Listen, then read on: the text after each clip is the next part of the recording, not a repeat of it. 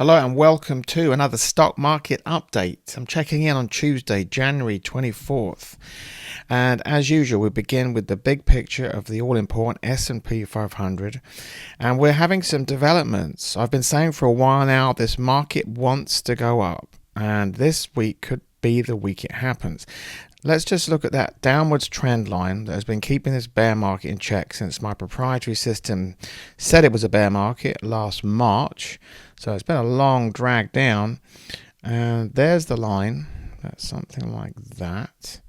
And we can see here, this is today's action. It's just trying to peak above that downward trending line. It's been trying to attack it for a while now. Now, the weekly chart isn't finished, though, until Friday at 4 p.m. So if the picture looks like that on Friday 4 p.m., we should be having the end of this downwards trend and maybe even a new bull market. See here what happened here as well. If I can draw another line there, there is a wedge formed here. And so what happens with a wedge is that slowly the cone gets narrower and narrower, and then it breaks either side of that, and the way it breaks down is the direction it goes. Now remember, the week isn't over yet, so this thing could still break below it, but we're at a critical juncture now in terms of what happens next in the stock market, and hence your individual trades. Remember, your individual trades are merely ships on the ocean of the overall market, and that's why we look at this. Zoom in on the daily chart here. We can see the Friday and then follow through on Monday. It's great action here, and it's keeping up with it today also. The other things I look at, let's look at the VIX. That is still fairly low down there, so that's looking healthy. I always look at the moon. It sounds a bit kooky, but the moon has been proven, the moon cycles have been proven to affect performance in the stock market. And the good news is, it enables us to push out of that downtrend, is that we're in a waxing cycle, which means the new moon has begun, and that's in favor of things as well. Let's check in with the Dow Jones. Remember, all three indexes have to agree. The leader of the pack has been the Dow, and that has been pulling out for a while ago, trying to persuade the S&P to go with it, and it's hanging on there above that resistance line it overcame. Let's look at that NASDAQ, the laggard in the pack, that was kind of party pooper, but even that is starting to push out. Unlike the S&P, this one hasn't really touched this downwards 40-week moving average, but now it looks like it actually could be trying to break out. We've got a support line there, very important. The NASDAQ stays above about 410-450. Let's just draw that line on here and see.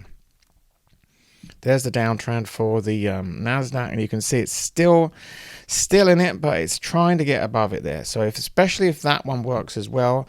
But I think if the S&P pulls out of it and the Dow's there as well, it should bring the NASDAQ along with it. But this has been the leader of the indexes, and hopefully this will be the leader back out of it. The Russell, the small cap companies, let's check in with that, which is also like a canary in the coal mine. Supposed to be the leader of that, the smaller companies, and we can see there's an important line it needs to break above there, 187. It's also a kind of inflection point, although a lot healthier than the others, because at least it's nicely above its 40-week moving average, and that 40-week moving average is turning upwards there. So things are starting to look up. We're just on the cusp. For you all Forex traders out here, let's look at the dollar. Remember, everything's pegged against the dollar with your Forex trading. And this is now in quite an aggressive reversal of that violent uptrend. And this is also a bullish thing. If people are less likely to go into dollars, they feel like there's more risk. They can put more risk on elsewhere. This is working in favor of stocks also. Now here's the chart of the long-term Treasury bonds, US Treasury bonds.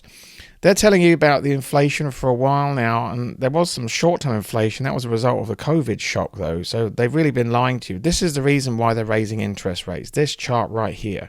Nobody's buying bonds, US bonds. That's why they're raising rates. Until this chart starts to pull upwards, they're not going to stop lowering rates, which is what market is waiting for as well. So this is also an important inflection point. You see that resistance here is trying to break above that. If we can see that one get higher, maybe about 110, then they may be even easing the interest rate cycle. Here's the chart that I'm really liking right now that's really countering all the doom and gloom chicken little recession talk out there, and it's copper. It's called Dr. Copper for a reason, because it predicts what the world economy is doing, because copper is used in so many things, housing to electronics. Now what happened here was, instead of bouncing off this lower rise descending 40-week moving average, what it usually would do is kind of curl off of that, but it didn't. It defied it, and it's marched upwards and stronger. This chart right here is a great sign looking ahead.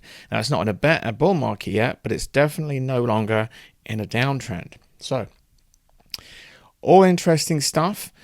Stay tuned. Don't forget to subscribe, because these updates are going to be coming in more and more now.